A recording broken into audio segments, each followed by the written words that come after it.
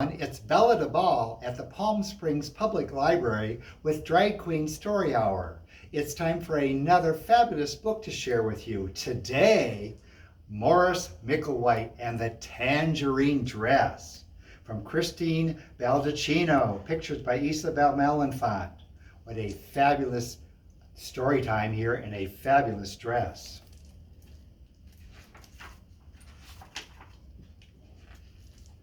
Morris Micklewhite and the Tangerine Dress.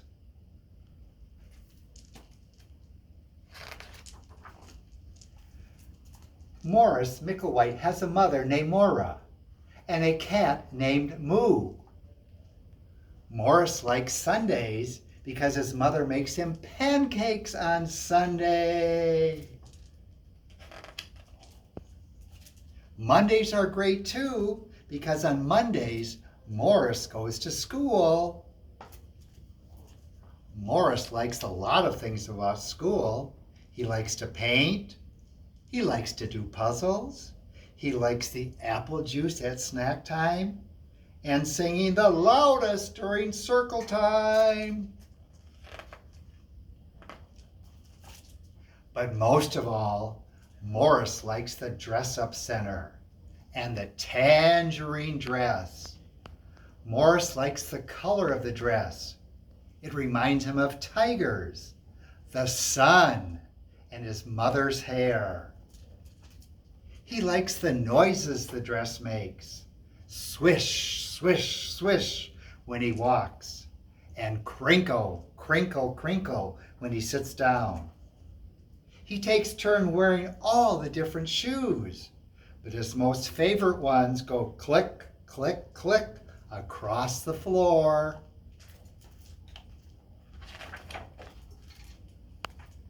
Sometimes the boys make fun of Morris. Sometimes the girls do too. Morris pretends he can't hear their words over the swish, swish, swishes, and the crinkle, crinkle, crinkles, and the click, click, click he makes when he walks. Morris pretends he can't hear their words, but he can. On Monday, Becky tried to pull the dress right off his back. "You can't wear it, you're a boy." On Tuesday, Eli, Henry, and the other boys wouldn't let Morris ride on their spaceship unless he took the dress off. "Astronauts don't wear dresses," they said. On Wednesday, Bea and Lila noticed Morris's fingernails. His mother had painted them for him the night before. They chased him around the playground shouting, "Pinky fingers, pinky fingers."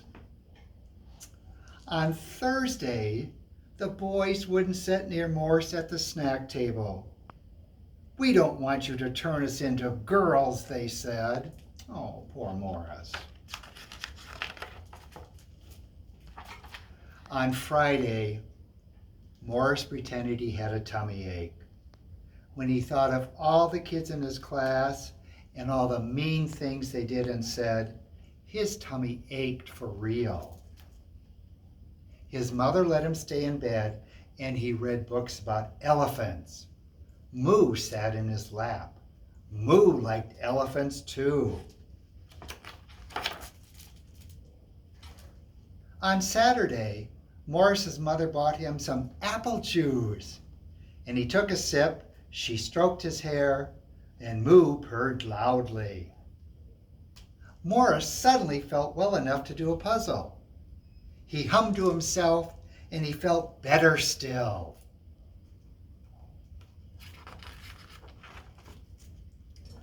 On Sunday, Morris crawled out from under the covers after a wonderful dream about being on a space safari with Moo. In the dream, they saw big blue elephants and tigers, the colors of the sun that Morris could hold in the palm of his hand. The elephants swish, swish, swished as they moved through the grass.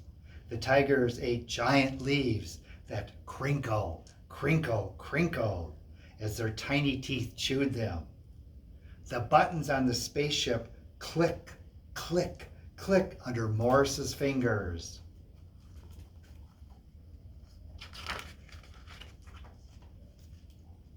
Morris wanted to share all the amazing things he had seen.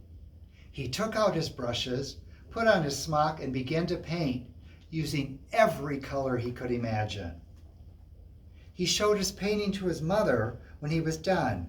He pointed out the big blue elephant, the tiny tiger, the color of the sun, the tall grass and the giant leaves.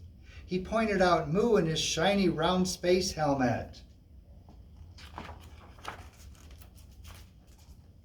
"And who's that?" his mother asked, pointing at the little boy in the tangerine dress riding atop the big blue elephant. Morris was hoping she'd ask. "That's me," he answered. On Monday, Morris went to school with his painting rolled up in his backpack. When he had the chance, he put on the dress that reminded him of tigers and the sun and his mother's hair. Morris swish, swish, swished. The tangerine dress crinkle, crinkle, crinkled. His shoes click, click, clicked. Morris felt wonderful. Eli and Henry wouldn't let him on their spaceship, so Morris built his own. He hung his painting on the front of it and climbed in ready to take off. "Are there really elephants in space?" Eli asked. "And tigers?" "If you follow me, we can find out," Morris offered. Eli and Henry followed Morris to a planet they had never visited before. As they explored, Morris swish, swish, swished. The tangerine dress crinkle, crinkle, crinkled. His shoes click, click, clicked. By the time they returned to Earth, Eli and Henry had decided that it didn't matter if astronauts wore dresses or not. The best astronauts were the ones who knew where all the good adventures were hiding. Morris smiled.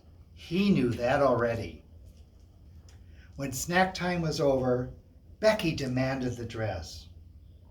Morris told her she could have it when he was done with it. "Boys don't wear dresses," Becky snipped. Morris smiled as he swished, crinkled, and clicked back to the spaceship. "This boy does." There's Morris. Another fabulous Palm Springs Library Drag Queen Story Hour sharing time. Be sure to check us out at palmspringslibrary.org. Thank you for being with us today. Have a wonderful time.